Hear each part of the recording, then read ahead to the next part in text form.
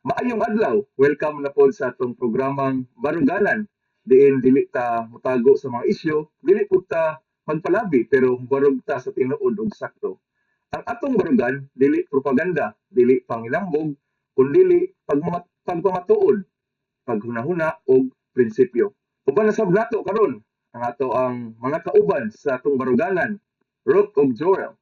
Hi! Hello po sa inyo lang. Maayong adlaw kaninyong tanan. Maayong adlaw Joel og Archel og napunta karon dinhi sa ato ang baruganan. Maghisgot kami syempre sa mga naguna mga issue dinhi sa Pilipinas. Joel, tama? Asa man ka karon di ayoy murag lahi na akas gawas. Tinood na siya, Ruth, kuhan ka rin. Uy, naligok man ako ang kuhan. Ako ang gamhan Kasayo ng ba nimo cellphone. nangalag? Murag mangalag ka ka. Oo, nakuha ko sa intro ni Archel ba? Wala ko katapat adto, galing na intro. Sobra, no? Diretso na lang ako diri sa unsa ni, tubag na lang ako ka Ma'am Ruth na unsa na, no? Nako karon diri sa kuan sa Tagum City, Davao del Norte. Ilalom ko sa under the Under the tree. under the tree. Yeah, under the Tuyok man. tree. Oo. Nalimpong man ang ako ang computer. Mm. Ikadaog sa ako ang So ipabarog kuwan. na imong computer ay imong cellphone ug tarong diha. O ako na lang Kumusta ang kunitan kay di terminal? mo barog. Kumusta ang volume sa mga pasahero since kalag-kalag na Joel diha? Na-observe na ako daghan ang pasahero karon, no? Compared to mga nangaging mga kuan kani mga adlaw. Mas daghan gyud siya karon labi na tong mga biyahe padulong og kuan kaning Butuan, padulong og mga lagyo nga mga lugar. By the way, nanay biyahe ang kuan, ang Davao City to Cagayan de Oro via Talaingod. Okay. Gikan alauna. Gikan alauna sa kadlawon katong Pizza 24 nag-start sila pero limited lang ang number of buses nga nagabiyahe. Starting karon kadlong kadlawon. Last trip dia sa Davao City is 12 noon. And last trip sa Davao, sa Cagayan de Oro going to Davao, 12 noon pod. So, mag-start siya og alauna sa kadlawon. Asa may mas dol agion og diha via Talaingod ka, Davao Talaingod? O diri ka agi Bukidnon? Di magyapon sa Bukidnon, pero Davao, Tagum, Talaingod, San Fernando, Valencia City. So almost the same lang ang travel time.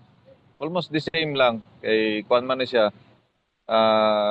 Naghapit tong gyapong terminal diri sa Tagum ang mga bus. So good news na para sa ato ang mga travelers.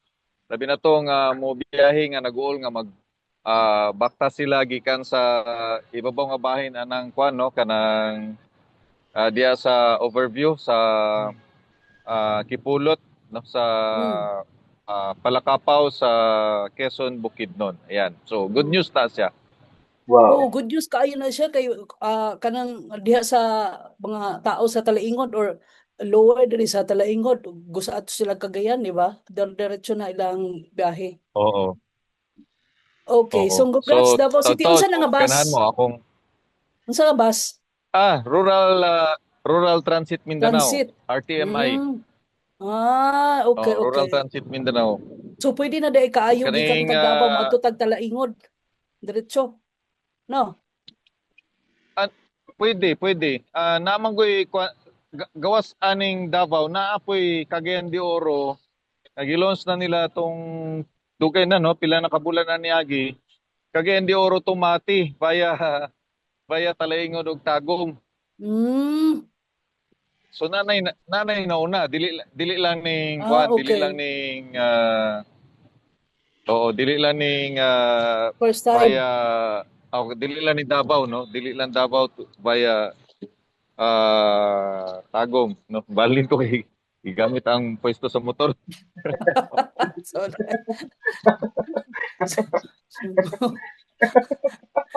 Okay, pagpasensyaan niyo na po, andyan kasi siya sa Tagum Terminal, mga lag sa iyo sa mga lag sa nabunturan. Mas okay magunay kay kuan kaning actual ba, di ba? Actual. O actual nga seat nurse. Ayan. Bahala na mo din na mag-unsa di basta Oh. na ako sa Tagum Terminal. O kalag-kalag karon Archel, nabay kalag-kalag diha. Ay naa di ba mga Halloween treat mga Oo. Treat oo. and treat. Oo, trick and treat. Di ba nagabutang nagaanha-anha og balay-balay ng mga bata, di Oo. ba na mga anak nga kuan. Chocolate may lang kanon. Mm. Okay, so magkuan pod ka mag Halloween treat and trick po ka diha. Ha, Costume-costume pod. costume naman daan. Na-miss nimo for sure, ma-miss nimo ang kalag-kalag diri sa Pinas. Oo. Dagan kog ma-miss diya nga kuan, labi na tong mga programa sa una pod. Dagan og Mm. special reports. During sa coverage no. Oo, grabe. Grabe to. Bibo to, bibo. Dagan pug kog kuan na to. Dagan kog ma-bring house ato. Kay dagan pa magulan abrihan. Lain sad. Gikan sa sementeryo dalon lain pod. Mo asa naman is Joel karon? Asa naman ka wala man ka mahitang nahimutang Joram. Nabiyaan naman sa Jabas. Wala na ako diri sa kuan lagi Tagum Terminal ni baktas ko diri sa kuan kining pwesto sa mga bus nga iya sa rural transit. Iya Mm. sa kanang bachelor kay para makita na to ug asa manggaling ang kuan dinhi no para Cagayan de Oro nga bus. Ayan, Mm. morning. Oh, dagan pasahero diri oh. Siyempre Mga tingol na lag siguro ni. Mga lag siguro ni mga pasahero Nagsugod ani. mo guys sila og kuan. Asa na pit na sa Paglo Cagayan de Oro sir nga bus. Rural. Pikas. Thank you. Mm. Nasa kuan day Pikas. Mali ako ang na anian nga terminal. Live report na lang. So, ayun. Mm. Nag-update lang ko. Para lang ta sa ato ang mga baruganan karon. Okay, Archel, Yes. unsa ato ang unang topic karon sa ato ang baruganan? Okay, kadung dumaning di na trending man nga katong nag-ingon ganig you work, don't hold press conference every day. Pamilyar ba mo ana? Ruth og Joel? Yes, address to Remulla from former Ombudsman Martires. Yes, Tama so no? tama. Tama gyud, mao gyud na. Nitubag na pod si former Ombudsman Martires no sa giingon nga secret decision niya. Mm. So, medyo kuan ni siya kanang kumbaga ombudsman versus ombudsman. Kuyaw ni murag pinabrightay na yung kuan ani sa balaod ba sa ba. So, Aha. usa pud ni siya ka diretso nga medyo patama gani nga mensahe. Human nga gipaybalo ni Remulla sa publiko sa isyu nga secret decision kuno ni katong kanhing ombudsman nga si Martires sa kaso ni Senator Joel Villanueva. So si Remulla pod giingon pod nga ingon pod nga Ombudsman Boyeng Remulla nga adunay secret decision gihimo ni Martires atong 2019 nga gi-reverse dismissal ni Senator Joel Villanueva sa related PDAF katong 2008 man yata na nga PDAF katong maghatag lang kong background gamay sa maong issue gikuanan mo gud ni si Senator Joel nga siya ang nagpirma katong sa PDAF which is ang heading day ato nga katong nga gipirmahan niya lahi nga party list si Joel si Senator Joel ato is ano pa siya sibak man ito siya. So ang naa Wala ka dito sibak. So lahi ang nasa heading so gikuan na to siya. Nahuman na to. Okay na to na nagpasa man siya motion for reconsideration ato. So napamatudan yun nga dili gito iyang pirma usab gipiki ang iyang pirma. So kini ikabahin nani medyo medyo nagkabingkil ang matag kaning ombudsman og karon nga ombudsman. Unsa may imong baruganan na ano? Di ba remember ingon ni Remulla in a press conference nga kuan na ay secret secret decision gihimo si Martires. Pero kabalo ba ka ato the following day after atong ihang pag-ingon ni Remulla, iha biyang ingon biya dayon siya nga kanang niingon ba siya dayon nga kanang tama, di ba ang una ato niingon niya nga basig kanang ipadismiss o magsulat siya dito sa Senado kang sa SP Soto kay para lagi kato sa dismissal, no, dismissal order sa ombudsman kay Villanueva.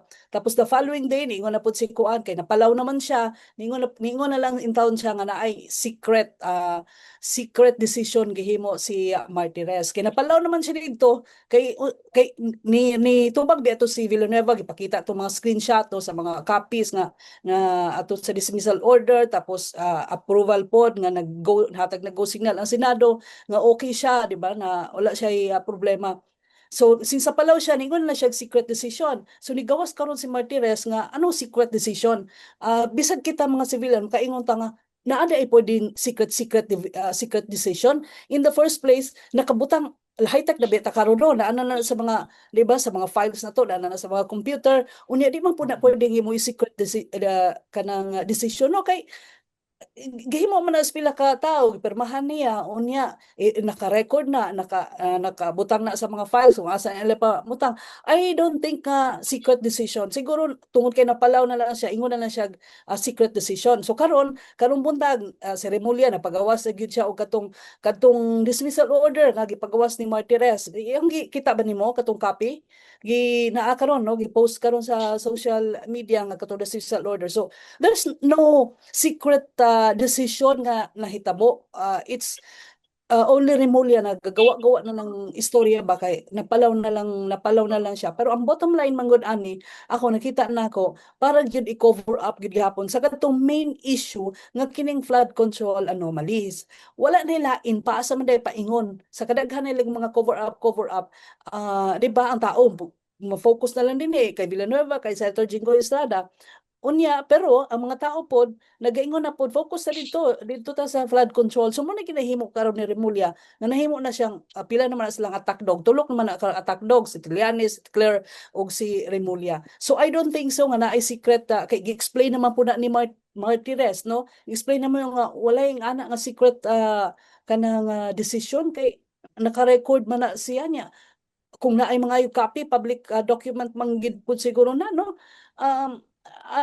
Gawa-gawa lang na lang ni Remulla. So ako para kay Remulla dapat less talk, no, kanang para less mistake nya.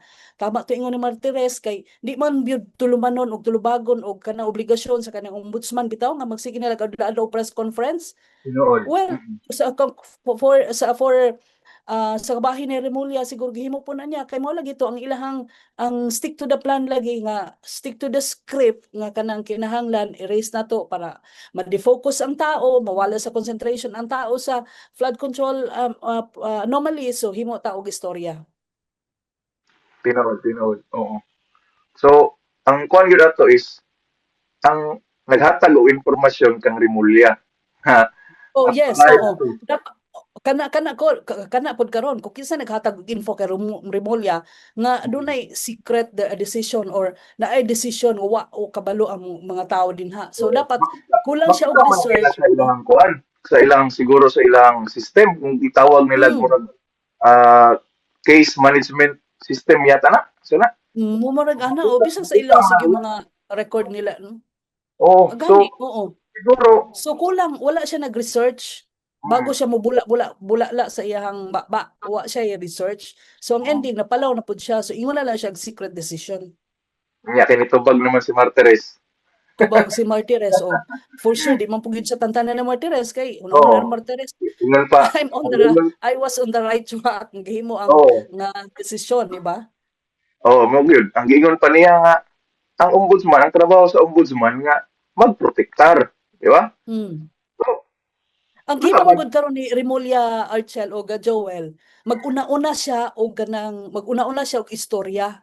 Kanang una-una og istorya ba niya without having or kanang conducting an investigation bitaw or kanang pag-trace up kung unsa gyud. So iyahang kanang mindset, no, mind conditioning sa tao ang iyang ginahimo, which is obvious, no, iyahang ginahimo mind conditioning or condition siya sa nauna sa tao. For example, anyways, later na lang to. Katuingon siya nga gross negligence is i-file nga kaso kang Romualdez og dili plunder. See?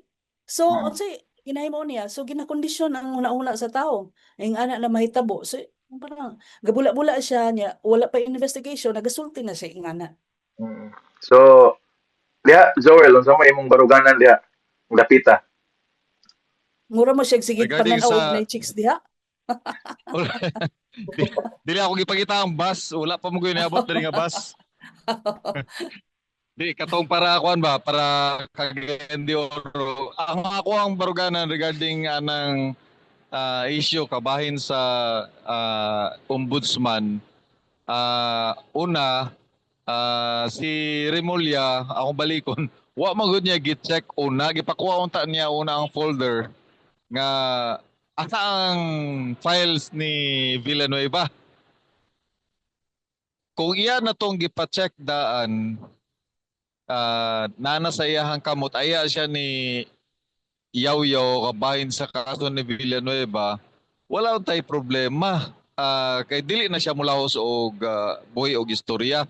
Ang problema naguna siya gahatag og statement nga wala sa iyaha ang mga dokumento, nahulog nga murag kuan ba kining negligence siya sa iyang part as ombudsman. Kay naguna naman siya gatag og statement. So dili siya maayo nga ikaw head sa usa ka agency unya blind ka nga nagbuhi na kag statement unya nasupalpal ka, dili siya maayo nga ingana. Now sa kuan pod regarding atong issue nga kuan ba kaning nabay secret nga decision. Wala magay secret decision per se. Kaso lang kani magud si Martires na siya reputation nga dili niya dili siya open to public ba ang mga kuan nga lisod ka mo kuha sa mga kaning ruling niya o kuan no labi na tong issue sa SALN diya sa ombudsman palisdan niya unsa ni pasapasa. Dito ka sa Office of the President magkuha unya si Office of President ato ka sa ombudsman maglisod ka. So kana may kuan din ha butang dapat siya number one careful ka tungod kay usa ka independent commission head no. So dili ka dapat magpataka og yawit kung wala kay basihanan labi na nga nagkatanaw sa imuha ang mga tao. So kana lang ako ang baruganan diya. Pero for sure ka na, ginahimo man gud na niya Joel because mao lagi na ang ilahang plano lagi nga ilihis lagi ang atensyon sa tao. So nagka-create siya og story, nagka-create ba? Remember kadto nga istorya niya nga kadto nga istorya pa lang niya nga padadaan niya og sulat sa SP Soto kay kadto about sa dismissal order, pila to ka adlaw na headline, di ba? Pila to ka adlaw nga gisumsuman sa media. So paingon na pud niya since napalaw siya, nag-press con siya, ingon na pud siya nga secret decision. So ilang beses din na headline, ilang beses din na gisgutan sa media sa Manel. So ana ba lihis ang atensyon, cover up, diversionary tactics ang ilahang ginahimo. At di ba po siya ingon nga pila ka adlaw siya kay pagpagawas niya og statement sa buntag nag-react na yun si Villanueva gi-release pod niya tong desisyon ni Martires. Of So course. wala ra kabot siya one day. Of course. Kuan lang buntag. Of course, Pila ra ka oras? di na gyud pick upon sa media sa Manila kay in the first place palaw man kayo siya. Pick upon pa to niya nga palaw siya. Moto nga nigawas na dayon nga ingana ba wala siya nag-research asang iyang team di ay kanay mga staff. So sila man Ngano wala man wala sila man pakialam. Di na insensitive na kay sila sa feeling sa tao ba. Wala na silang pakialam. Ang ilaha is mao na lang na bending the law kanang ang imposible himuong possible sa ilaha. Ano mao na lang gud na ilahang ginahimo karon. So well para kay Remulla unta kanang sana mag-stick to kuan na lang gyud siya kana sa iyang posisyon ba niya magtino siya kay gibutang ba siya din ha niya iyang panindigan nga ombudsman siya niya.